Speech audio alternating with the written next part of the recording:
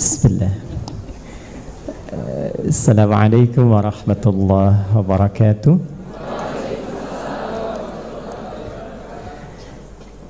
Alhamdulillahi rabbil alamin alladzi istafa Muhammadan sayyidal anbiya'i wal mursalin walladzi istafa ummatahu wa sammahu bil ummah Muhammadiyah ila yaumil qiyamah.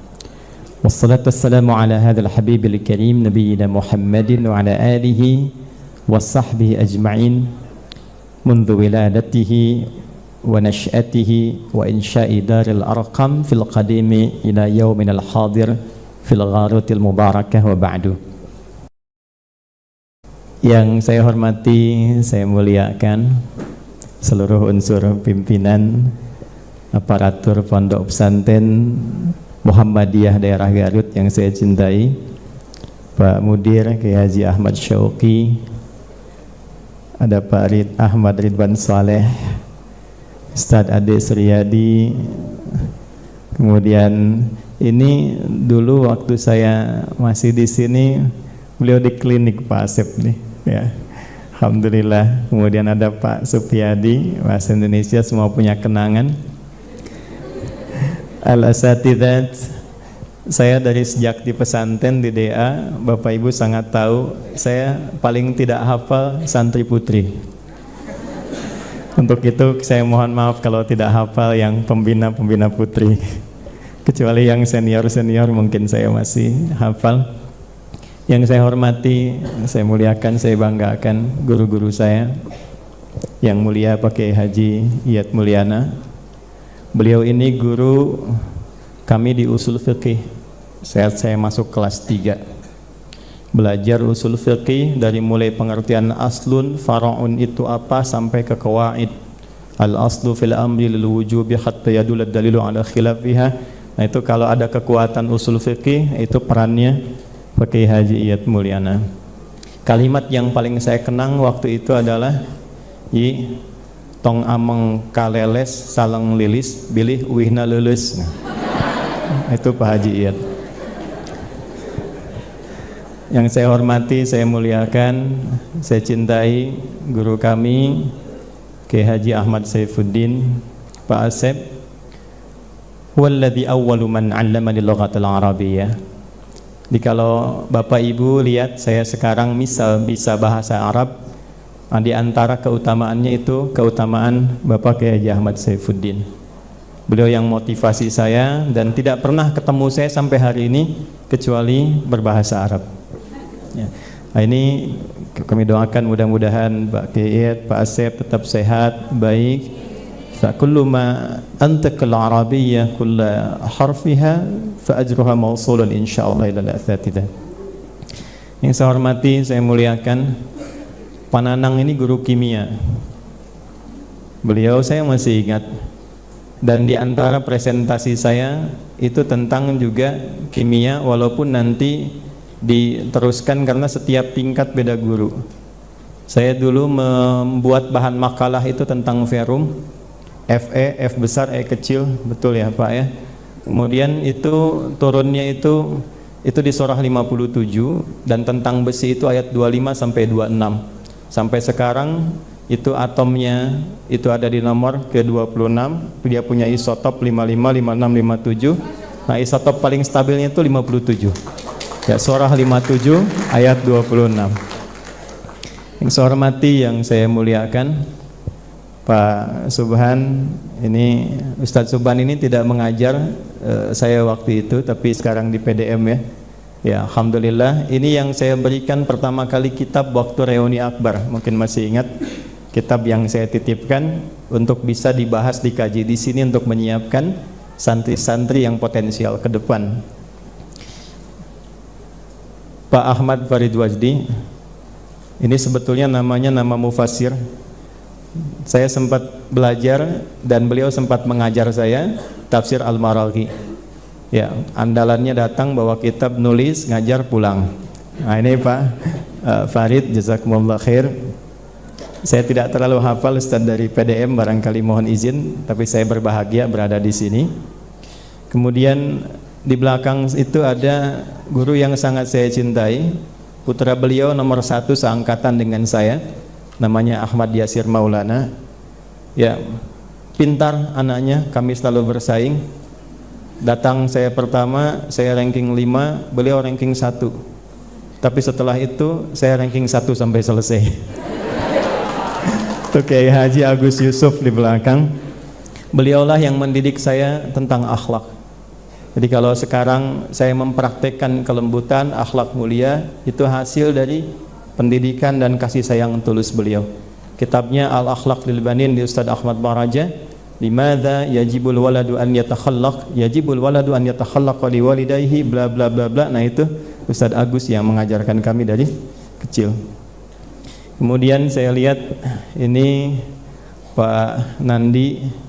Ya, beliau ini tidak mengajar, tapi bangunan-bangunan yang ada di sini yang kita manfaatkan, yaitu pemikiran dan diantara kontribusi beliau mudah-mudahan melahirkan amal saleh. Tapi mohon izin Pak Nandi, istri beliau seorang yang sangat luar biasa.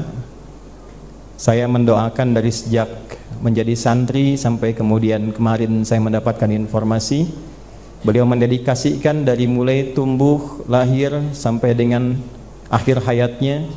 Ya, Ustazah Afifah, semoga Allah merahmati dan menyayangi beliau dan mengumpulkan bersama buya beliau terkasih insyaallah. Pak Rohan Latif ini pembina awal saya saat ke Darul Arqam. Jadi saya kelas 1, pembinanya itu Pak Rohan Latif dan Pak Dindin Ahmad Jazari. Beliau yang mengajari i'rab. Nah, i'rabnya beliau spesial, istimewa, dan dengan itu pun saya meraih predikat komlot di Tripoli dalam bab nahwu i'rab. Itu saya pakai i'rabnya versi Paruhan. Beliau nulis buku namanya Kitabul I'rab, Al-Masjidu Kabirun, Al-Masjidu Mubtada'un Marfu'un, wa alamatu raf'i dhammatun zahiratun fi akhirih, wa tanwinu mahdhufun yan lidukhulil alafi wal lami alaihi. Itu nilainya langsung 100, Pak. Karena di Timur Tengah itu singkat itu. Al-Mubtada alamatu raf'ihi dhammah. Sudah selesai. Pak Ruhan sampai ujungnya. Ya. Tapi ada yang ditanya waktu seleksi Mesir, itu i'rabnya sempurna dari awal sampai akhir. Begitu ditanya, mas muka ya akhi, katanya, ma harfu nafyin mabniun ala sukun la mahalla lahu min al-i'rab. Luar biasa. Ya, saking hebatnya i'rab itu luar biasa. Pak Hasan, beliau pembina saya saat saya memasuki kelas 5. Tapi saat saya datang ta'aruf, beliau mengajar pertama di ta'aruf itu fikih, pengantar dari Al-Mu'inul Mubin. Ya, dari mulai bab datang, bagaimana makan, minum, tidur dan seterusnya. Itu ada di Pak Hasan. Semoga Allah memberikan yang terbaik untuk kita semua. Dan jangan lupa di belakang itu ada Pak Agus lagi, guru musik. Saya belajar teori musik itu dari beliau. Saya tidak terlalu senang musik. Ya, jadi saya tidak bisa main gitar, main piano, tapi teori-teori itu saya pelajari dari sejak di sini, kelas 5 yang mengajar beliau. Saya masih ingat, Pak. C D E F G A B C G A B C D F Fis G D F Fis G A B Cis D A B Cis D F Fis Gis A F Fis Gis A B Cis Dis E B Cis Dis E Fis Gis Ais B Fis Gis Ais B Cis Dis Ais Fis Cis Ais Fis Gis Ais Bis Cis. Saya kira betul ya, Pak ya. Itu waktu belajar. Terlepas dari semua itu, adik-adikku, I'm very happy and it's honor for me for being here, and it's amazing for me for seeing both of you deliver speech in English and Arabic. أنا فخور جدا بقيامي أمامكم في هذه الفرصة المباركة ورؤيتي ما شاء الله كلمة ممتعة فصيحة بما معنى، فنرى أن هنالك مستقبل ورؤية للطلاب خريج معهد دار الأرقم في الدفعة 41 هذا اللقاء المبارك. Paham? Tidak?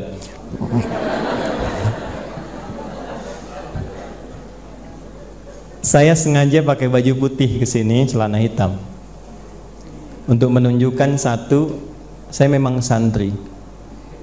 Betapapun dan jadi apapun kita, tetap kita seorang santri yang wajib menghormati guru-guru kita.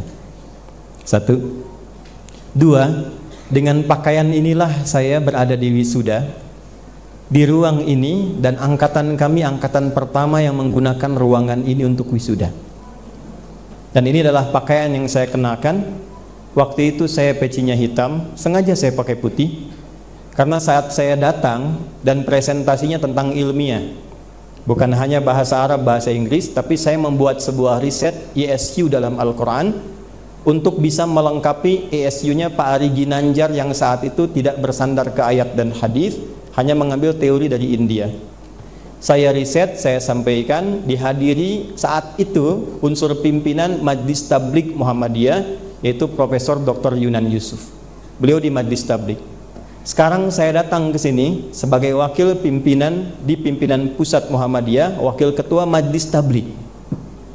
Dulu saya bicara di sini sebagai santri yang hadir dari unsur pimpinan Majlis Tabligh, dan sekarang saya datang mewakili Majlis Tabligh pimpinan pusat Muhammadiyah. Itulah sebabnya saya ganti pecinya putih. Bapak Ibu sekalian, mohon izin kepada keluarga dari Buya Miskun khususnya. Saya sejak meninggalkan pintu gerbang Jalan Ciledug nomor 284 ini, yang kalau ditanya Santi DA kadang kurang pede sekolah di mana, saya sekolah di SMP 59. Apa itu? Masuk jam 5, keluar jam 9 malam. Jalan Ciledug nomor 284. Saya tidak pernah meninggalkan kenangan sedikit pun dari sini, dan di antara kenangan terindah itu apa yang bisa memberikan makna dan pedoman dalam berkehidupan. Sebelumnya saya maaf agak tertinggal, ini ada Ustadz Ahmad Hidayat. Beliau juga mengajarkan usul fikih. Begitu masuk pertama kali itu mengajar bab tentang ijma', halaman 45 di kitabnya waktu itu. Ini beliau, dan jadi juri waktu ada ma'rakah, ya, ada lomba porseni antar siswa. Ini juri bahasa Arab saya. Ya, jadi begitu saya masuk jurinya Pak Ahmad, saya sudah yakin saya akan juara waktu itu. Karena ujungnya sama, Hidayat itu. Mohon izin, ini ada Pak Dudung Abdullah. Ini mengajar kami balaghah waktu itu. Ya, dari dulu memang begitu. Sampai sekarang, ya, luar biasa. Kemudian nyelip-nyelip ngajar nahwu juga. Jadi saya pertama dapat alfiyah dari Pak Dudung, beliau ini. Tapi sekarang insya Allah lancaran saya daripada beliau. Kalamuna lafdun mufidun kastaqim wasmun wa fi'lun thumma harfunil kalim wahiduhu kalimatun wal qawlu amma kalimatun biha kalamun qad yu'am bil jarri wat tanwini wan nida wa al wa musnadin lil ismi tamyizun hasal bi tafa'alta atawiyat if'ali wa nunik balanna fi'lun yanjali. Saya sebutkan dengan bahrnya, dengan wazannya, dengan arudnya. Pak Dudung insyaallah nggak hafal tuh.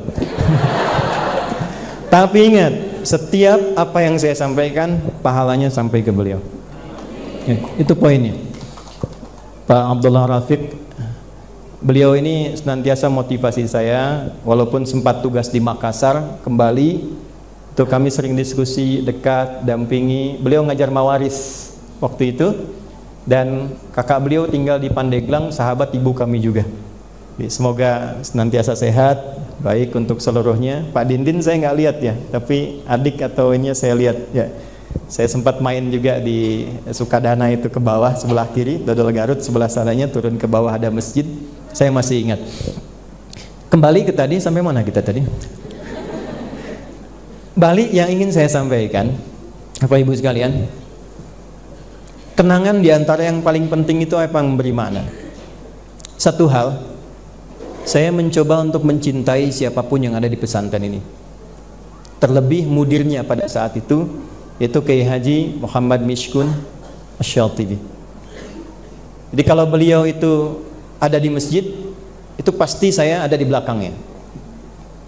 Kalau beliau jalan jam berapapun saya sesuaikan. Ada dua, satu Pak I Sukandawirya, Kiai Handa dari Pak Agus. Yang kedua, yang utama Pak Kiai Haji Muhammad Mishkun Asy-Syatibi. Mungkin keluarga sangat tahu saat jalan-jalan itu saya pasti akan cari waktu gimana caranya bisa nempel samping beliau. Jalan keliling-keliling, tanya-tanya, saya panggil iya waktu itu. Saya temani sampai kemudian sakitnya di pembaringannya itu di rumah, saya yang bacakan Qur'annya. Dibawa ke Bandung, itu saya baca Qur'an di samping karena saya mesti pulang dulu ke Pandeglang. Saya pulang, saya dapat berita dari Kang Ajay, mohon izin tadi tidak tersebutkan, beliau telah kembali, langsung saya bergegas ke Garut dan saya hanya mendapati kuburnya. Tapi sampai hari ini, maaf, mungkin saya yang masih bisa bermimpi bertemu beliau 4 kali dalam mimpi. Nah, ini yang mau saya cerita. 2 kali di Mekah, 1 kali di Tripoli, dan sekali sebelum haflah atau pelepasan ini terjadi. Ya, pertama saya ditunjukkan gedung ini, kedua kami mimpi suasana di bawah, itu cerita nanti. Nah, yang terakhir ini yang mau saya katakan, sebelum saya datang kami ngaji bareng. Beliau buka kitab, saya buka kitab, lihat ngaji, dan inilah yang mau saya sampaikan. Quran surah 9 ayat 122. Titik inilah yang menjadikan pesantren Darul Arqam ini dibangun. Inilah yang menjadikan harapan orang tua kita mendapati kualitas santri yang diinginkan, dan dengan itu pula harapannya dilestarikan sampai kembali kepada Allah di yaumul qiyamah. Inilah yang menjadikan kenapa beliau setiap bulan bukan hanya memberikan pembinaan pada santri, tapi juga pembinaan kepada guru dan para pembina yang ada pada masa itu. A'udzubillahi minasyaitonirrajim. Bismillahirrahmanirrahim. Wa ma kana al-mu'minuna liyanfiru kaffah فلولا نفر من كل فرقة منهم طائفة ليتفقهوا في الدين ولينذروا قومهم إذا رجعوا إليهم لعلهم يحذرون. Ini ayat paling favorit yang pasti disampaikan beliau dalam materi khatabahnya, dan ditekankan yang paling favorit tafsir Al-Maraghi. Alhamdulillah saya punya koleksi tafsir dari yang paling klasik, paling awal, ya, dari kitabnya, tafsirnya yang dinisbatkan kepada Ibnu Abbas sampai yang paling kontemporer, materi disertasi kami yang ketiga tentang tafsirnya Muhammad Tahir bin Ashur. Dari semua itu saya pelajari kenapa beliau paling senang menggunakan Al-Maraghi. Ada rahasia besar yang memberikan motivasi, Bapak Ibu sekalian, saya sedikit detilkan. Wa ma kana al-mu'minun. Nafas ayat ini turun saat suasana jihad fisik itu sedang viral. Saking viralnya dan semangatnya, itu ada kisah seorang yang baru pulang ke rumah tugas dinas luar, berbulan-bulan belum pulang, ketemu istri, sudah mandi, sudah sarapan disiapkan, ngobrol, sedang ngobrol bersama senang-senangnya, tiba-tiba nada munadi lil jihad, datang penyeru mengatakan jahidu fi sabilillah. Itu bisa pamit pada istrinya dengan mengatakan panggilan Allah dan Rasulnya telah tiba, ayah pamit dulu. Dan jawaban istri menarik, berangkatlah penuhi panggilan Allah dan Rasulnya, atau kamakal, bila kita tak bertemu di dunia, kita bersua di surga. Saking dalamnya keimanan yang melekat pada diri setiap muslim pada masa itu dan muslimahnya, sehingga semua berebut untuk jihad. Semua berebut. Karena itu kan tahap tertingginya. Jadi kalau susunan bangunan rumah itu, ya, ada pondasinya akidah, tiang-tiangnya adalah sholat, atapnya kan jihad. Nggak mungkin bikin atap kalau tidak ada pondasi. Jadi prestise tertingginya itu pada jihad. Ketika semua mengejar dan merangkat, ternyata respon Allah itu begitu istimewa. Orang sekarang bilang di luar nurul dan tidak pernah terfikirkan. Justru responnya menurunkan Quran surah ke-9 At-Taubah ayat 122. Taubah itu kan, taba itu kembali ke jalan yang benar. Ada orientasi yang viral tapi tidak seutuhnya tepat, balik, ditempatkan di tempat jalan yang benar, balik ke jalan yang betul. Itu taubah, taba ya tubu, taubatan. Jadi kalau ngaji sorobnya benar ini insya Allah pemahamannya betul. Sekarang ngajinya pakai YouTube, taba ya tubuh, YouTuban, ya. Fasbaka yu Facebooku, Facebookan. Makanya kesimpulannya itu begitu cepat dan banyak kelirunya. Ditempatkan di ayat itu dibuka dengan kalimat iman. Wa ma kanal mu'minun liyanfiru kafah. Bapak Ibu, ini ayat mahal sekali. Pertama, Allah menurunkan dengan huruf nafi ma untuk menghilangkan persepsi yang keliru bahwa untuk menjemput nilai jihad dengan anugerah tertinggi itu jalurnya hanya satu, yaitu jihad fisik. Allah bantah itu, dan diturunkanlah sebuah informasi yang bila dilakukan itu nilainya sama dengan orang yang berjuang fisik. Dan yang kedua, orang-orang yang mampu menangkap ini itu kalangan spesial, bukan kalangan semua, umum. Jadi orang-orang yang terpilih, orang istimewa, tidak semua mampu masuk ke situ.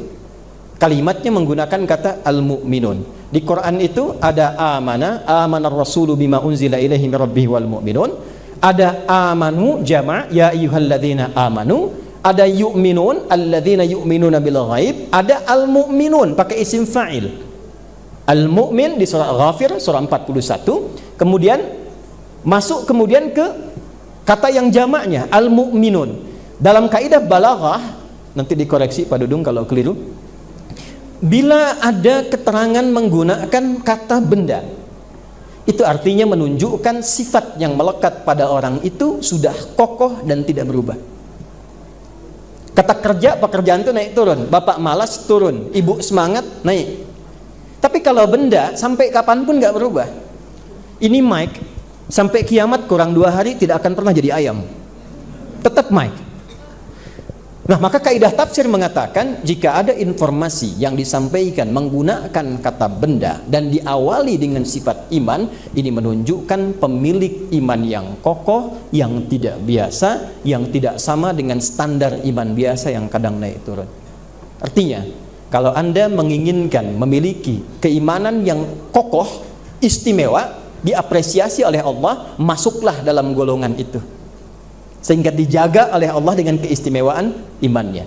Bapak Ibu sekalian, ayat tentang narasi jihad yang fisik itu diturunkan oleh Allah dengan padanan yang sama, anugerah yang serupa, ternyata bukan jihad fisik. Yang Allah sampaikan, lihat tafaqahu fiddin, tafaqu fiddin. Saya ulangi, tafaqu fiddin. Itulah sebabnya semua ulama tafsir itu sepakat tafaqquh fiddin ketika diniatkan oleh seorang insan beriman, satu, mengangkat imannya ke level istimewa, dan yang kedua, setara pendidikannya saat ia tengah belajar itu dengan orang yang sedang berjuang di medan laga. Jadi ketika adik-adik masuk pintu gerbang di depan itu 6 tahun lalu sampai detik ini, karena belum ditinggalkan, itu statusnya masih pejuang. Maaf ya, maaf. Kalau ada yang wafat di pondok ini sedang belajar, itu syahid.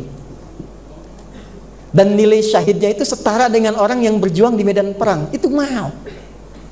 Itu teman-teman kalau ngaji tafsir dan paham tentang ini, betapa bangganya kita mendapati bagian yang tidak semua orang bisa. Dan satu-satunya yang memberikan statement dan tidak diikuti, maksud tidak diikuti itu tidak ditemukan oleh mufassir lain, yang paling menguatkan tuh Imam Al-Maraghi. Kata beliau tuh begini, bahkan kalau dalam suasana tenang yang tidak ada panggilan jihad mengharuskan kita keluar untuk ikut dalam jihad militer, maka status jihad bil qalam, belajar, itu nilainya berada di atas status jihad bil jasad. Jadi keberadaan ponpes ini dan kita yang berada di sini, saat tidak ada panggilan dari negara keluar, berjuang dan sebagainya, itu statusnya itu berada di level tertinggi. Jadi ketika Bapak Ibu memutuskan mengirimkan anaknya untuk sekolah di sini di awal masa berangkat, itu mahal, Pak. Statusnya tinggi. Saya kembalikan, Pak. Bapak Ibu mungkin masih ingat kalau sebulan sekali ya tuh ada pengajian, ya kan? Betapa kalimat ini tuh sering dikuatkan kan, Pak? Masih ingat gak, Pak? Kita sedang berjihad, orang teh kerjihad, orang teh kerjihad. Mau neangan dunia mah ulah di dia lah, keluar baik gitu. Emun tanya ke pesantren duruk bae pesantren, itu kan selalu kalimat itu tuh keluar. Karena ingin memberikan satu kesan bahwa kita ini sedang berada di level tertinggi.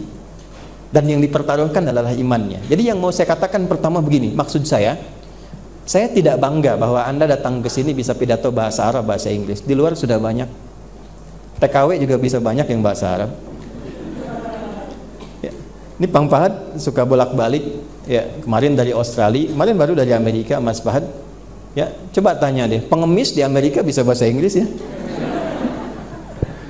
kalau kita cuma bisa lancar, itu belum cukup. Yang mesti kita banggakan ini, saat kita sedang di sini, kita sedang berada di level tertinggi yang diapresiasi oleh Allah Subhanahu wa taala. Jadi jas Anda yang sekarang gunakan seragam itu, sejak kita mulai belajar, ini seragam pejuang. Tapi problemnya adalah 3. Ya, nanti Bapak Ibu cek ya, keluar dari sini, kira-kira dari 3 ini masuk golongan yang mana anaknya masing-masing. Yuk lihat baik-baik ini. Saya tidak bermaksud mengajari, hanya mengulang kembali apa yang disampaikan guru-guru kami. Bapak Ibu saat masuk ke sini, ini angkatan berapa jumlahnya saat masuk? 200? Banyak sekali ya. Saya dulu waktu masuk, yang saya itu diterima sebetulnya 50. Ya, 40 sebetulnya, tambahannya itu 15. Saya di absen lulusan nomor 5. Ya. Abdurrahman, Abdurrahim, Arnadi Daniel, Aditya Firmansah, Adi Hidayat. Itu saya nomor 5 tuh waktu pertama masuk. Ini 240 banyak sekali. Poinnya apa? Pertama Anda masuk, itu oleh Quran disebutnya nafar. Wa ma kanal mu'minuna liyanfiru kaffah falaula nafar. Nanti saat masuk, itu nanti akan berubah dari nafar jadi firqah. Ya, falaula nafara min kulli firqah minhum, hasilnya yang terakhir ta'ifah, saringannya ta'ifah. Saya ulang ya, nafar itu jumlah banyak, sekarang 240. Firqah itu lebih sedikit dari nafar, mungkin setengahnya. Ta'ifah yang terseleksi di antara sekian yang banyak itu, ada sebagiannya, ada yang dianggap oleh Quran, bukan oleh pondok. Nanti evaluasi status pondoknya, ya Pak Mudir. Pondoknya mengembalikan kepada basic status awal ini didirikan, atau ada orientasi lain yang ingin dicapai. Tapi kalau yang ingin dicapainya standar Allah, maka yang terakhir ini yang harus kita lihat. Nafar semua masuk kelas, masuk asrama, ikut belajar dan sebagainya. Di antara dari sekian yang datang itu firqah, sebagian yang mulai serius. Ya. Ada yang masuk kelas, duduk paling belakang, nggak nanya, nunggu waktu pulang, kadang-kadang jam di otak-atik supaya cepat pulang. Ya, saya hafal itu. Ya, ada yang datang ngatur gimana caranya nanti jam makan bisa tepat berada, kemudian ke masjid diatur-atur dan sebagainya. Yang perempuan masih suka titip surat pakai kertas. Oh enggak, alhamdulillah. Nafar. Firqah itu yang masuk, Bu, Pak, rajin belajar, tapi belum punya orientasi. Yang penting saya belajar, yang penting masuk kelas, saya catat, saya ikuti, saya belajar dengan giat, saya ikut ujian, saya lulus. Firqah. Tapi ta'ifah tidak begitu. Perhatikan, ta'ifatun liyatafaqahu fid din. Pakai lam, harakatnya kasrah, kemudian menggunakan ya, fikihnya menjadi tafaqqa, ada taknya di ujungnya sebelum akhir, ada tasdidnya dan bentuknya jamak. Ta'ifah, dia punya tujuan. Jadi ada santri yang masuk DA itu, orang tuanya sudah mengondisikan, orang tuanya punya harapan, punya tujuan. Saya masukkan anak saya ke DA, saya menginginkan anak saya begini. Lalu anaknya mengonfirmasi itu, dan dia sejak masuk mengatakan, saya ingin menjadi ini. Ada tujuannya. Walaupun kadang di tengah-tengah bisa berubah. Tapi intinya, dia punya capaian, target saya di akhir mesti begini. Tafaqqaha yatafaqqahu, asalnya dari kata faqaha, paham, mengerti. Kalau ditambah ta di ilmu saraf, ta itu salah satu maknanya memberikan kesan sungguh-sungguh, berusaha serius untuk mengerti, paham. Tasydid sebelum akhir menunjukkan tantangan yang tidak mudah. Walaupun ada tantangannya, capeknya, ngantuknya, beratnya, kadang-kadang adaptasinya, tapi dia punya kesungguhan untuk memahami setiap apa yang diajarkan dari semua pelajarannya. Itulah ta'ifah. 1. Sekarang saya tanya sama adik-adik semua, 6 tahun Anda belajar di sini, 6 tahun, berapa pelajaran? Ini ujiannya masih 3 kali nggak? Masih 3 kali, oke? 1 ujian tulis, dari tulis ujian lisan kan? Dikonfirmasi, ujian lisan, ujian nasional ya, yang terakhir. Yang praktek ya, kita ikut praktek itu, ya betul. Saya mau tanya sedikit, Yang diuji itu kelas 6 aja atau 1 sampai 6? 1 sampai? Yakin? Dari materi kelas 1 sampai 6, berapa yang teman-teman telah kuasai? Itu pertanyaan dari Allah tuh di ayat ini. Saya nggak bangga Anda bisa bahasa Inggris, banyak di luar. Saya nggak bangga Anda bisa bahasa Arab, banyak di luar. Saya senang, tapi kesenangan itu akan punya nilai ketika yang Anda sampaikan dengan bahasa asing itu adalah inti dari pelajaran yang Anda dapatkan di sini. Tajwid pertama masuk kitabnya apa? Hidayatul Mustafid fi ilmi tajwid. Apa kalimat pertamanya?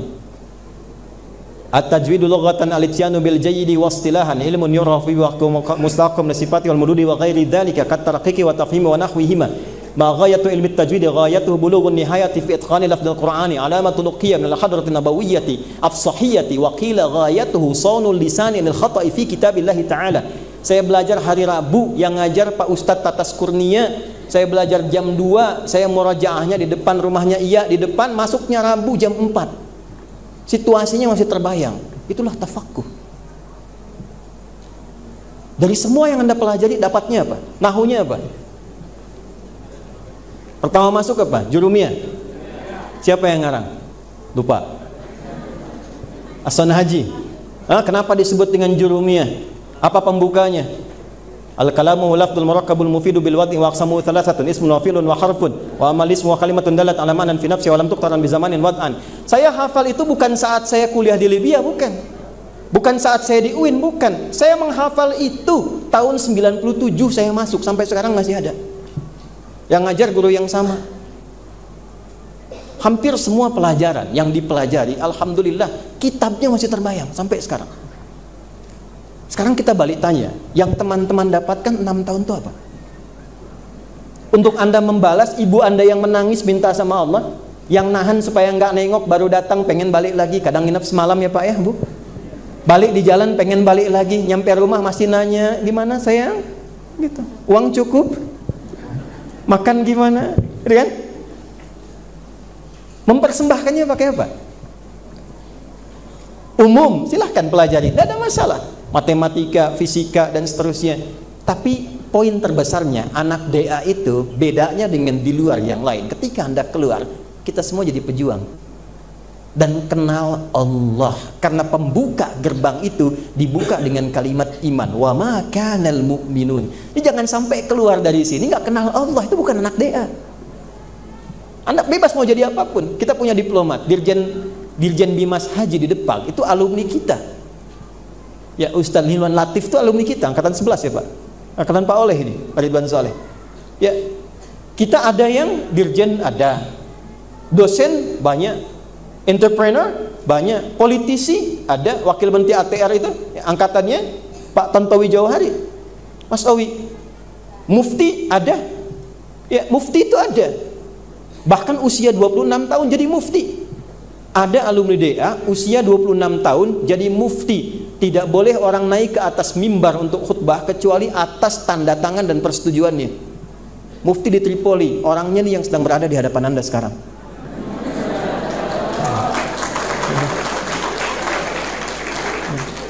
Saya dapat undangan kemarin dari Mekah langsung, dari Asosiasi Ahli Quran Dunia. Kami satu-satunya yang diundang dari Indonesia untuk conference Quran, materi analisis Quran setiap huruf dan ayat, berlangsung di Mekah bulan September. Persetujuannya dari Raja. Yang diundang alumni DA angkatan 20.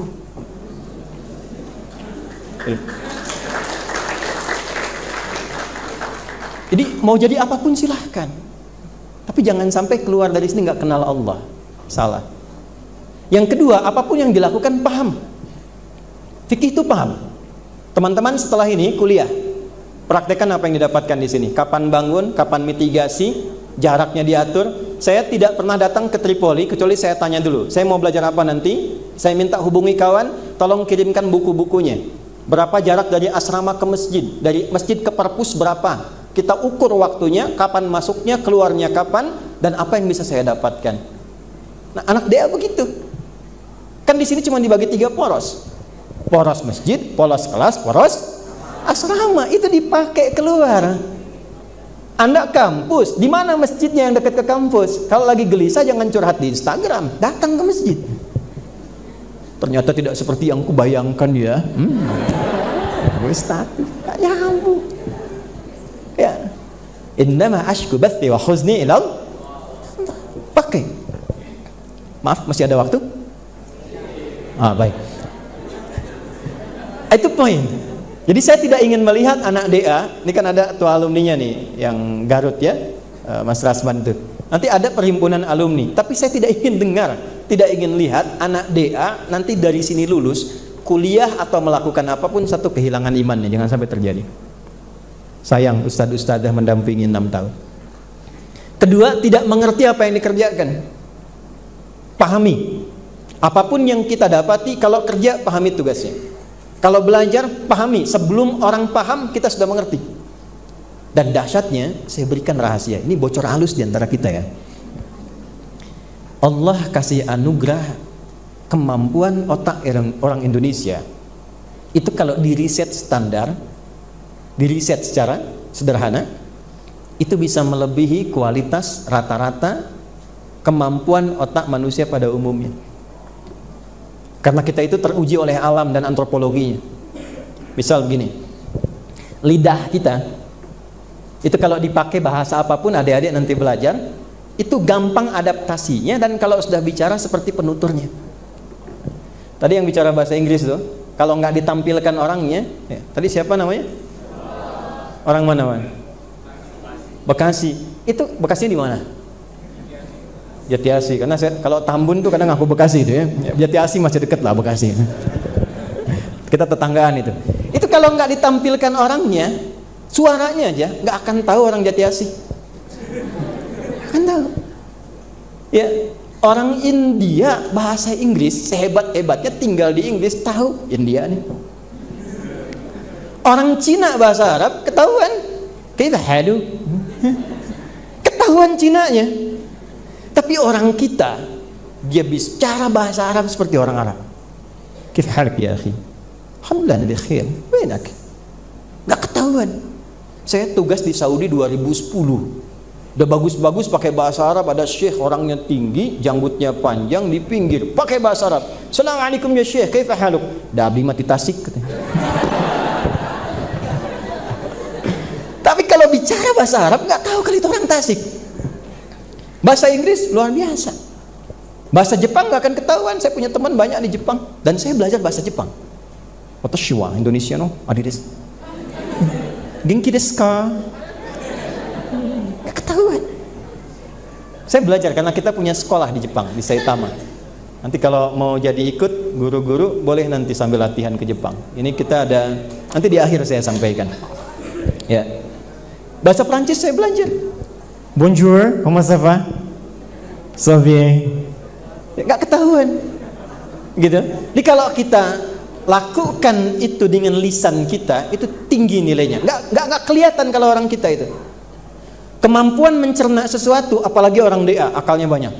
Saya tahu itu. Ya. Dia ini apalagi kelas 6 ya, ngerjain pembina hatam, gitu. Ngatur waktu masuk kelas supaya nggak ketahuan hatam. Mengondisikan pakai sendal sebelum masuk, tahu caranya. Itu anak dia luar biasa lah. Saya kedatangan orang Afrika di Tripoli, datang mengatakan, Allah ya Syekh muskilah Indonesia. Mabik. Orang Indonesia ini bahaya katanya. Kenapa sih bilang? Allah indana al-imtihan. Wa ana wallahi ini badaltu juhdi 3 ashhur, darastu, badaltu wa kadha wa kadha wa kadha. فهو طلب مني الكتاب استعار مني بالليلة كاملة فقط بس. Saya mau ujian 3 bulan sebelumnya, saya berusaha keras, saya belajar dan sebagainya. Datang teman saya si fulan Indonesia, minjem buku saya semalam aja. Fatalat natijah tahassaltu la 7.5 wa 8. Begitu keluar nilai, saya 7,5, dia 8 gitu. Saya bilang di hati, dia belum tahu SKS gitu. Sistem kebut. Oh sekarang sejam pak. Sekarang sejam, nggak semalam lagi tuh. Ya, pinjam catatan teman kan andalannya fotokopi kan waktu ujian. Wah tahu saya wajahnya nih. Boleh fotokopi nggak ada masalah. Saya dulu fotokopi. Ya fotokopi. Karena ada yang tidak perlu ditiru dari saya. Sekarang boleh tiru, dulu tidak boleh. Saat masuk pesantren, saya itu tidak terlalu senang mencatat. Tapi saya punya satu andalan keberkahan dari ayah. Di waktu mau berangkat, ibu kami bawa ke rumah sakit, ayah saya peluk. Minta maaf nak, minta maaf apa nggak bisa ngantar ke pesantren. Dokter mengatakan, atau dulu yang dampingi, kayaknya bu mungkin tinggal 2 pekan secara medis. Saya berangkat ke pesantren, tiba-tiba Pak Ruhan manggil. Masih ingat mungkin Bapak 97. Ngangguk tuh ingat apa enggak Pak? Alhamdulillah, beliau manggil. Adinda Adi Hidayat ditunggu di kantor, di depan. Kantornya masih di depan dulu. Ternyata kakak saya sudah ada. Nggak cerita kalau ayah saya sudah tidak ada. Saya tanya ayah gimana? Ya diam. Saya nyampe Bandung, paman kami Pak Rafani nyampaikan, di adik kakak saya adik, saya Adi. Jadi disebut Adi, adiknya adik. Mungkin nggak akan bisa ngelihat dikuburkan karena waktunya mungkin nggak kekejar.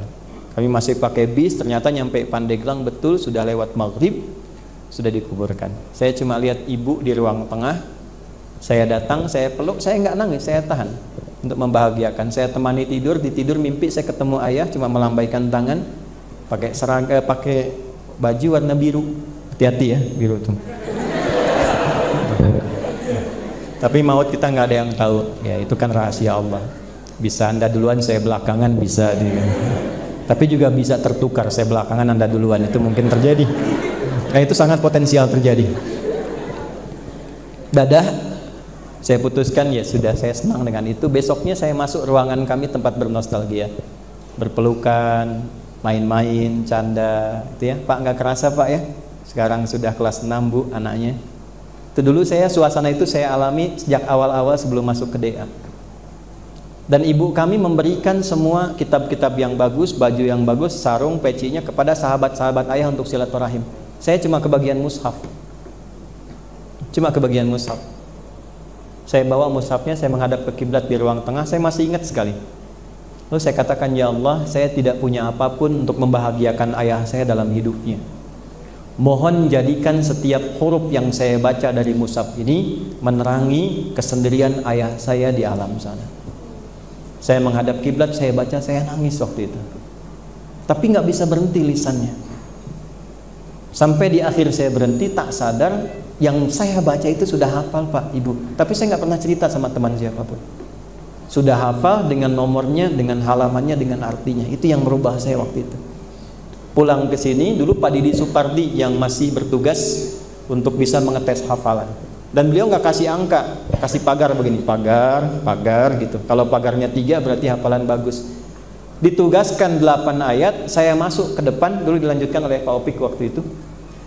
Saya ditugaskan ke depan, saya nggak berhenti sampai 40 ayat terus saya baca sampai beliau katakan sudah katanya, Bapak pamit dulu. Beliau keluar, saya diminta untuk memberikan nilai pada teman-teman.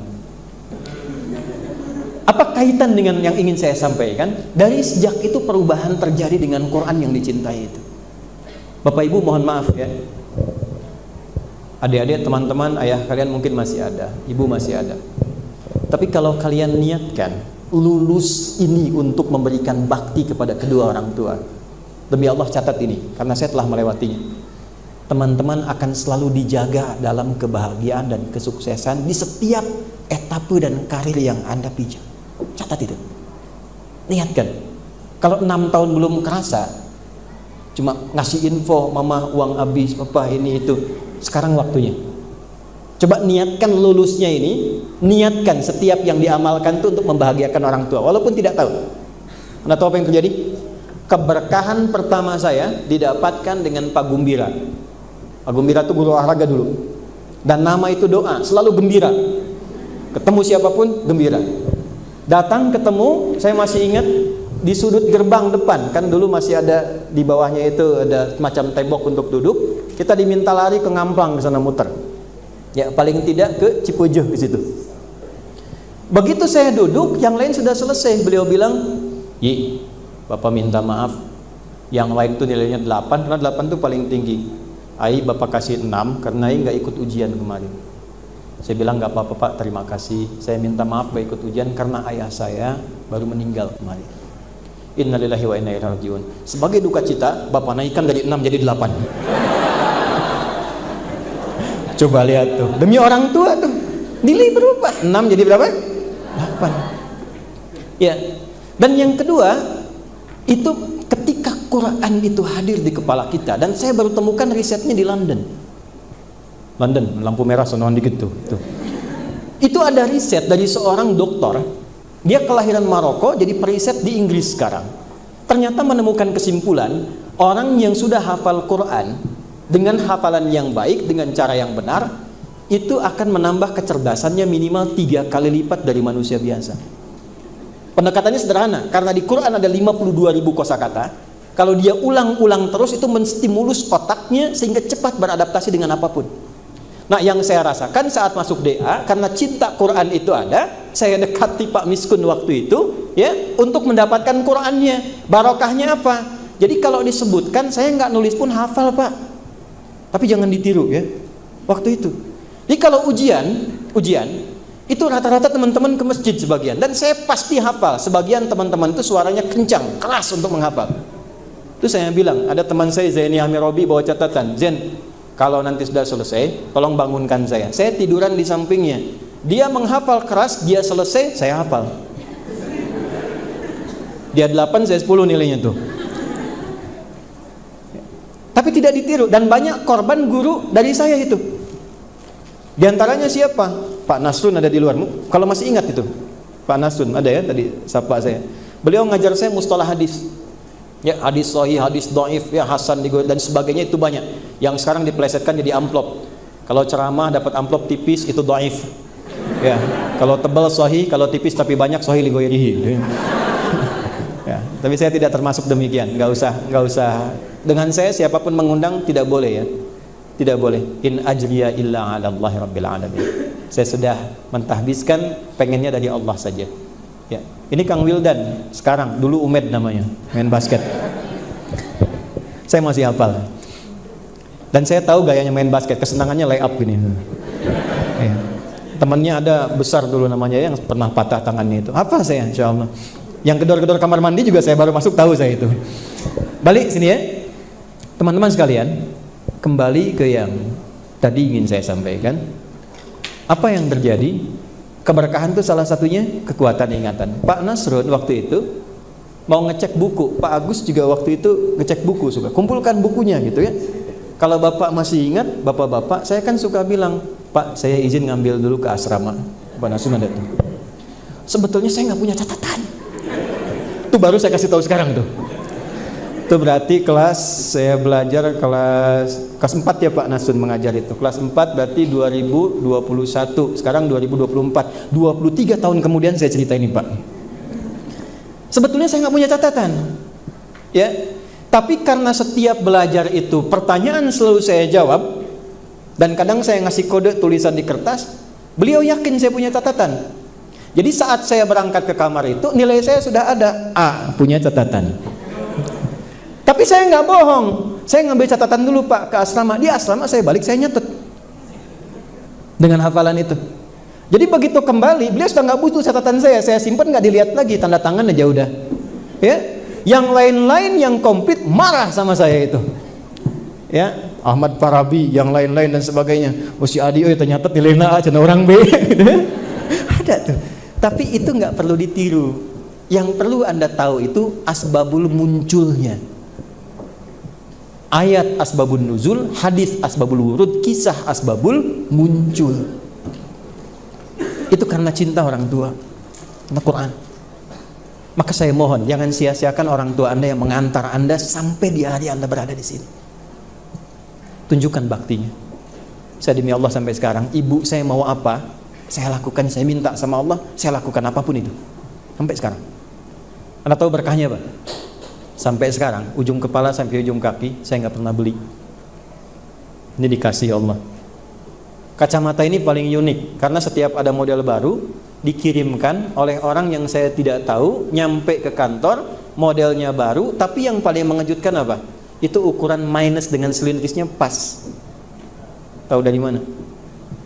sampai ke ujung kaki. Kendaraan saya nggak pernah beli, hampir rata-rata semua wakaf. Tuh kemarin Bu, saya berangkat pakai Fortuner, nengok aja ke rumah sakit. Orangnya di bawah bilang, Ustadz kalau pakai Fortuner nggak kepegelan kakinya. Emang kenapa? Saya ganti pakai Alphard ya, biar agak longgaran dikit katanya. Ya nggak apa-apa, silahkan aja gitu. Saya pakai ke sini, nggak beli saya. Dan kita nggak bangga, biasa aja. Ada kantor jadi wakafin. Pesantren kami wakaf semua, dari tanah sampai selesai semua, supaya tidak ada yang potensi rebutan ke depan. Semua wakaf. Itu satu amanah saya. Kita masih ada dua, tenang, masih panjang waktunya. Atau sudah selesai? Saya tutup mungkin. Masih ya. Saya agak percepat saja. Dua, itulah iman. Jadi kalau Anda beriman, keluar dari sini, apa yang dipelajari praktekkan di luar. Belajar akhlak kan? Jangan sampai ada alumni DA keluar tidak berakhlak. Saya paling nggak suka itu. Merusak nama baik kampus, merusak nama baik pesantren, guru dan sebagainya. Praktekkan bahwa kita itu pejuang. Pejuang Anda tuh, masuk kemanapun optimis kita. Anda di jurusan apapun, duduk paling depan, tanya, jangan keluar kelas dari kampus sebelum paham. Karena kita masuk ke sini lihat tafaqquhu fiddin. Bukan lihat ta'allamu, cuma dapat ilmu, bukan, paham ilmunya. Kalau cuma menghafal banyak. Anda keluar, Anda mau jadi pebisnis entrepreneur, mau jadi birokrat, diplomat, jadi apapun sampai yang tertinggi, usahakan semua tahapannya pahami dengan baik. Dua, waliyunziru qaumahum idza raja'u ilaihim la'allahum yahdharun. Nanti kalau sudah sukses pulang, sebelum ke kampung halaman masing-masing, ke DA dulu. Ini yang pulang-pulang semua alumni nih. Kang Kiki angkatan 13 rata-rata, ya kan? Ini banyak alumni di sini. Pak Ade itu angkatan berapa? 23. Ya, Fahad 22, 21, Dani, Maki diplomat sekarang di Jepang. Kita punya diplomat di Jepang. Ya, namanya Muhammad Maki Nahari. Orang nggak akan tahu itu kalau nggak ngelihat, tanya dari mana asalnya. Fasih bahasa Inggrisnya, bagus bahasa Arabnya, ternyata pamungpuk. Nggak akan tahu. Orang Arab pun kalau disebutkan ana min pamungpuk, nggak tahu. Ya. Tapi tugas pertamanya sebagai diplomat di mana? Di Riyadh di Saudi. Anak DA ngelamar ke Pejambon, tugas pertamanya di Riyadh di Saudi. Yang lain belum tentu bisa tuh, kadang dibuang dulu ke Afrika. Ya, adaptasi dulu. Ini langsung di Riyadh. Setelah itu kemana? Ke Jepang. Sekarang di Jepang. Di Jepang sekarang. Ya, anak DA itu selalu punya potensi. Maaf ya, maaf. Sabangor-bangorna orang DA, nu paling bangor. Catat tuh, sabangor-bangorna orang DA, nu paling bangor, pasti punya kelebihan. Karena ekosistem di DA ini sudah didesain dari awal untuk mengeluarkan cakra kemampuan terbaik kita di bidangnya.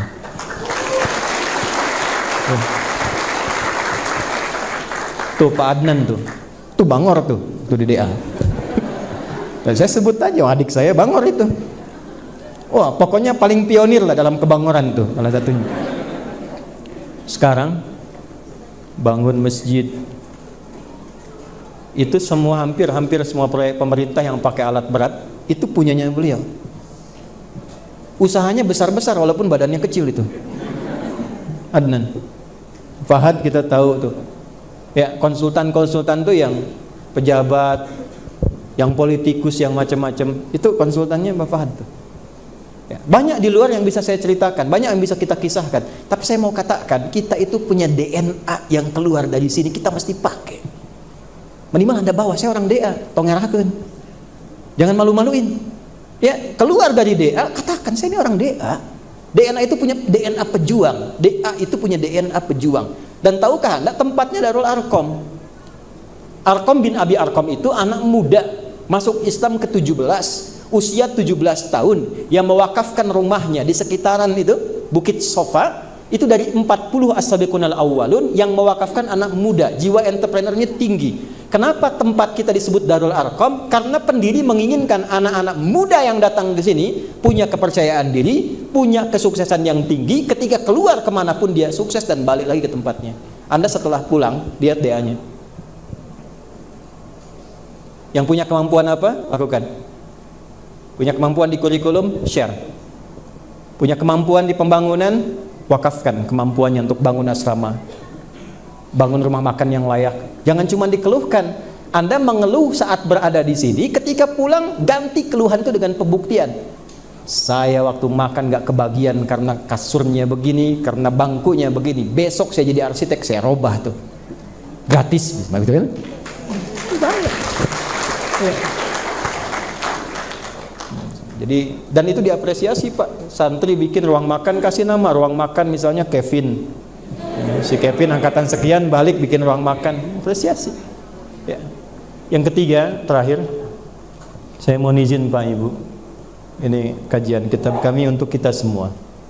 Saya sebagai alumni, Bapak Ibu pengelola, perannya mungkin beda-beda. Yang di PDM sama, mengelola juga tersambung ke DA. Di DA ada mudir, ada wakil mudir, ada pembina, ada yang senior, ada yang sekarang bergabung. Mohon izin, saya tidak bermaksud mengajari, tapi kita pun diikat dengan ayat yang sama. Jadi Pak, kalau kesini mengajar tidak bawa mental pejuang Bu, gak akan jadi nih murid Bu, Pak. Ya saya hanya mengulang bahasa Pak Miskun lah. Kalau Bapak kesini hanya untuk rebutan materi, cari penghasilan, ini nggak akan jadi pejuang. Jadi kalau anak-anak ini nggak berhasil, kita tidak boleh menuntut. Yang harus kita tanyakan pada diri kita, apakah saya memang mengajar di DNI karena iman atau karena yang lain? Maka di momen ini saya mengajak untuk kita kembali ke asal. Kenapa pesantren ini didirikan? Saya masih merasakan makan dengan telur dibagi 4 yang tipis, kecap dan kerupuk. Tapi bukan itu yang ingin saya berikan kisahnya. Saat masa saya masuk 97, itu di ujung krisis. Tapi mungkin tidak banyak yang tahu, Pak Miskun itu kantornya di bawah situ dulu waktu pindah. Dulu di sana, terus di depan, di kantor depan, terus ketika ini jadi dibangun, itu di bawah, dekat jalan masuk ke musola. Anda tahu apa yang terjadi? Bisa saja SPP itu naiknya tinggi. Saya masuk tuh 60.000, wajarnya udah di atas 100.000, tapi kok naiknya cuma 15-20.000 waktu itu, 25.000, 85.000 naiknya, naik dari 60 jadi 85. Bapak Ibu tahu, tidak banyak orang tahu bahwa beliau itu ketika melihat kondisi demikian, itu menutup dengan pribadinya dulu. Tutup dulu, jadi nyontoin dulu sebelum ngasih tahu ke pembina. Tutup dengan pribadinya, apa yang bisa dijual, apa yang bisa dimanfaatkan. Ketika ditutup itu baru. Dan ada, saya mengerti di antara pembina yang kesulitan tuh dipanggil oleh beliau. Ketemu saya di Jeddah cerita sambil nangis. Beliau mengatakan, ya kalau memang ini kamu jangan tinggalkan pesantren. Nih saya punya segini. Kalau mau tinggalkan pesantren, bakar aja pesantrennya. Itu alumni. Itu mentalitas yang ada pada waktu itu. Makanya jadinya itu Adi Hidayat, Pak Depi, Kang Wawan, taruhan angkatan pertama, ada Pak Opik, Pak Dudung dan sebagainya. Ini jadinya itu seperti itu. Karena yang ngasuhnya itu punya mentalitas mukminun, wa makanal mukminun. Jadi kalau sekarang anak-anaknya tidak mencapai level itu, jangan disalahkan kurikulum dulu. Kita yang berada di sini ditugasi, di level mana kita berada. Itu poin yang paling penting untuk disadari. PDM juga sama, Pak. Kalau Bapak di PDM orientasinya, saya bicara orang pusat, Pak. Dan saya bisa narik DA langsung ke pusat, karena sekarang saya yang dimintakan. Bisa saja, tapi tidak bisa begitu. Harus diukur jalur administratifnya dengan cara yang benar. Tapi kalau PDM memungsikan dirinya mendampingi DA untuk mencetak kadar-kadar yang baik, jadi ini. Tapi kalau PDM hanya mengeksploitasi potensi materi yang didapatkan dari Arkom, hasilnya jangan harapkan jadi ulama anak-anak ini. Catat kalimat saya. Ya.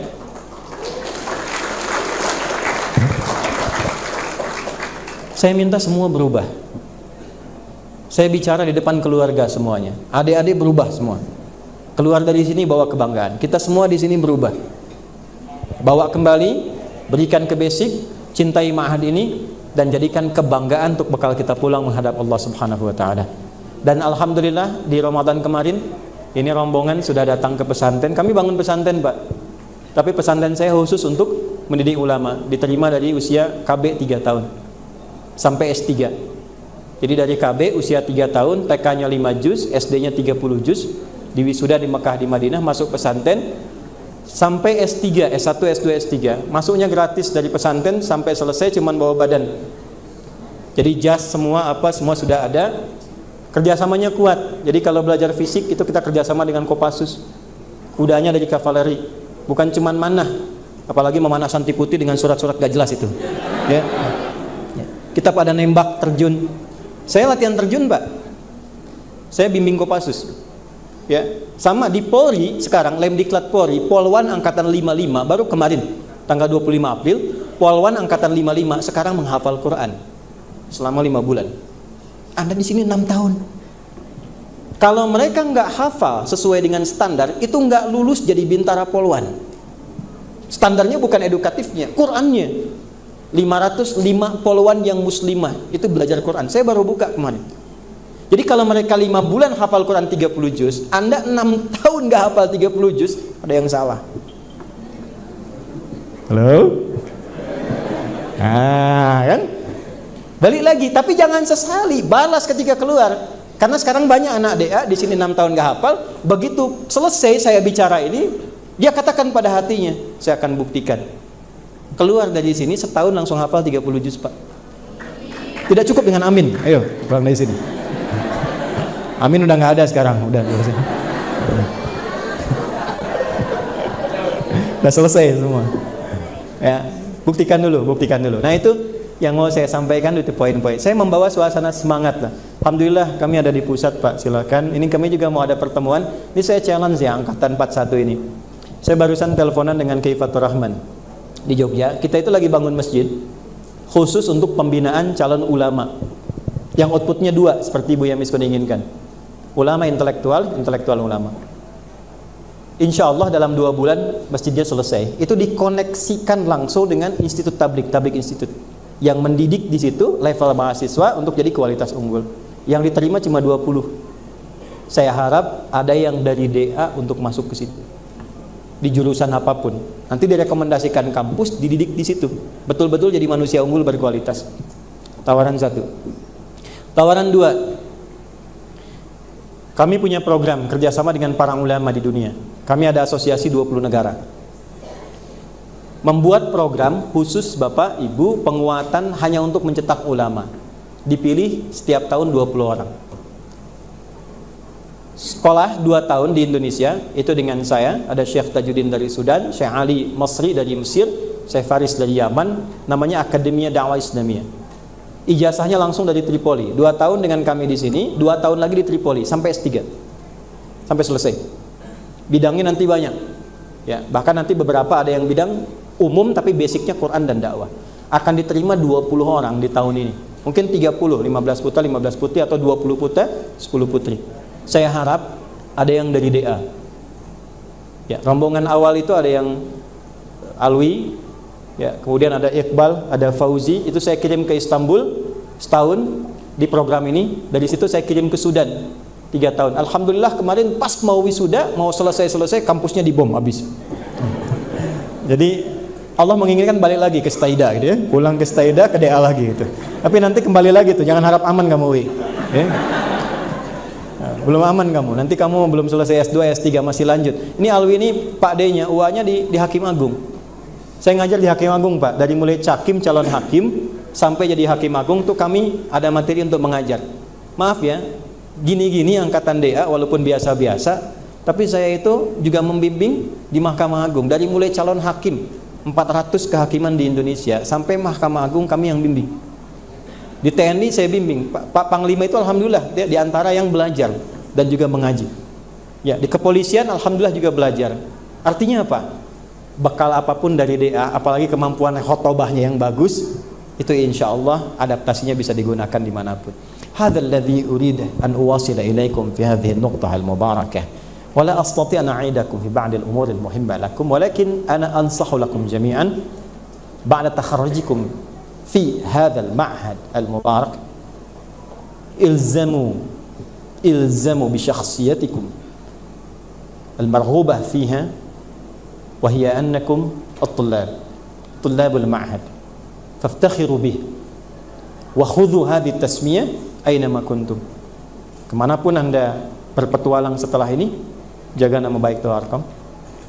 Dan ingat Anda seorang santri. Jika ada di hadapan Anda masalah seberat apapun, katakan, saya alumni DA, saya punya DNA pejuang, tidak ada satupun masalah yang tidak bisa saya selesaikan.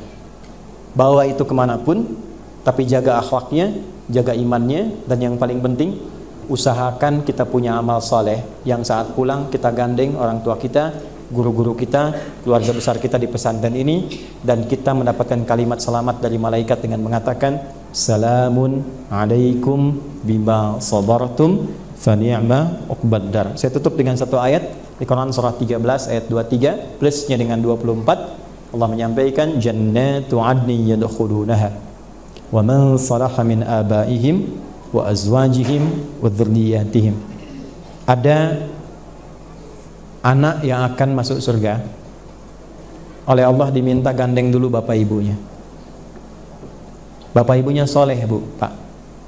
Dan menariknya begini, nanti ada tafsiran di ayat lain, anaknya bisa hafal Quran, bapak ibunya tidak.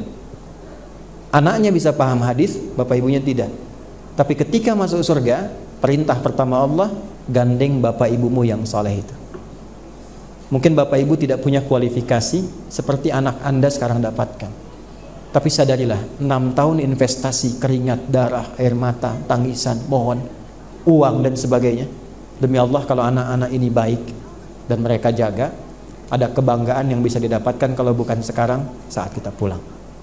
Bawa adikmu, bawa kakakmu, bawa keturunanmu, bawa pasanganmu. Walaupun kalian belum nikah, nanti setelah masuk surga yang pernah nikah itu diminta gandeng pasangan. Yang belum, sabar dulu sampai ke surganya gitu. Begitu mau masuk, kata Allah, malaikat semua sambut di depan pintu surga. Mereka kompak mengatakan, perhatikan kalimat ini, salamun alaikum bima sabartum. Yang diselamati satu keluarga besar, kata malaikat, selamat karena Anda sabar saat di dunia. Bapak Ibu selamat, Anda sabar mendampingi anak-anak Anda yang hebat ini dengan jas birunya selama 6 tahun sampai mereka lulus. Selamat, Anda sabar, tabah menunggu di rumah. Saya merasakan itu. Ibu saya cuma 3 kali selama 6 tahun datang ke sini dengan kemampuan yang sangat terbatas. Ayah saya tidak ada, tapi beliau sabar. Dan saya melihat wajah-wajah Anda pada saat ini dengan membawa semua itu. Anda antarkan, Anda tahan tangisan, Anda jaga, Anda tidak tengok, Anda bahagiakan sampai hari ini. Mohon titip jaga kesabaran itu sampai kita kembali kepada Allah. Ini anak-anak belum ada apa-apanya, tapi Anda sabar, sekarang di wisuda, besok kita pengen diwisuda oleh Allah saat pulang, dan dengan itulah semua dikumpulkan. Mudah-mudahan lebih indah daripada sekarang. Fani ma'uqbaddar, silakan nikmati tempat manapun yang bisa Anda dapati. Saya kira itu yang bisa saya sampaikan. Challenge saya tetap berlaku sampai saat ini. Bila ada yang daftar, saya prioritaskan kemampuan 2. 1 bahasa Arab lancar atau punya bahasa Inggris yang bagus. 2 hafalan Quran. Saya punya 20 negara yang terasosiasi ya di Quantum Akhir Institute. Ada di Jepang. Jepang kalau Anda mau ikut kelas yang tadi, bisa nanti praktek di AIS ya, Akhir International Islamic School. Nanti ambil jurusan yang magang di Jepang. Di Jepang akan sebelum masuk belajar bahasa Jepang dulu, culture Jepang, sampai di sana pulang ya, untuk boleh melanjutkan S1 dan seterusnya ya. Ada beberapa yang bahasa Inggris, nanti kita bicara Kang Fahad ya, difasilitasi. Kemudian yang lainnya nanti kita bisa tunjukkan. Kami ada dengan Kanada di Toronto, ada yang ke Madinah, ada yang ke Ummul Qura. Ada yang hafal 30 juz? Angkat tangan. 30 juz, 240 masa nggak ada satupun? 30 juz. Saya serius ini ya. Nggak, saya mau ajak umroh bulan September. Nggak ada. Ya sudah, tawakal aja kalau gitu. Terakhir saya untuk Ma'had izin untuk menutup, Pak Mudir. Insya Allah Bapak Ibu, tapi ini rahasia di antara kita ya, jangan sebarkan dulu keluar. Rekamannya dipublish nggak? Ya apa-apalah. Insya Allah dalam waktu dekat, kalau nggak bulan depan atau waktu dekat, kami ada pengukuhan profesor. Ya, jadi ada 3 kampus yang meminta saya untuk pengukuhan profesor. Nah, ada 1 kampus yang akan mendahului. Dalam pengukuhan itu nanti akan datang sahabat-sahabat kami dari Timur Tengah. Ada yang dari Saudi. Di Saudi itu ada mufti di Masjidil Haram, itu sahabat saya, Syekh Profesor Muhammad Rabi'ah namanya. Itu beliau tugasnya dapat langsung dekretnya dari raja. Nah, saya akan usahakan datang. Dan ada yang dari Tripoli, dari Zaituna Tunisia dan seterusnya. Nah, saya mau Pak Mudir tolong koordinasikan, nanti saya kasih draftnya. Kalau bisa nggak dibangun MOU dengan DA, atau disiapkan Pak Ade yang kira-kira berkesesuaian ke arah sana. Nanti pendampingannya saya minta pimpinan pusat Muhammadiyah. Saya sudah bicara kemarin dengan Pak Muti, Buya Anwar Abbas, kemudian Ustadz Izul, akan disiapkan satu tim ad hoc untuk mengakomodir itu. Dan saya tempatkan DA sebagai prioritas. Mudah-mudahan kalau sudah selesai, yang tahun ini dapat ijazah, insya Allah bisa langsung berangkat, dan nanti untuk pembekalannya bisa di pesantren kami di Banten. Hadzal ladzi uridu an wasila ilaikum wa syukran ala husni ihtimamikum. Thank you for your attention and very honor for being here in front of you today. Inshallah we'll see all of you in another occasion. Syukran. Terima kasih. Assalamualaikum warahmatullahi wabarakatuh.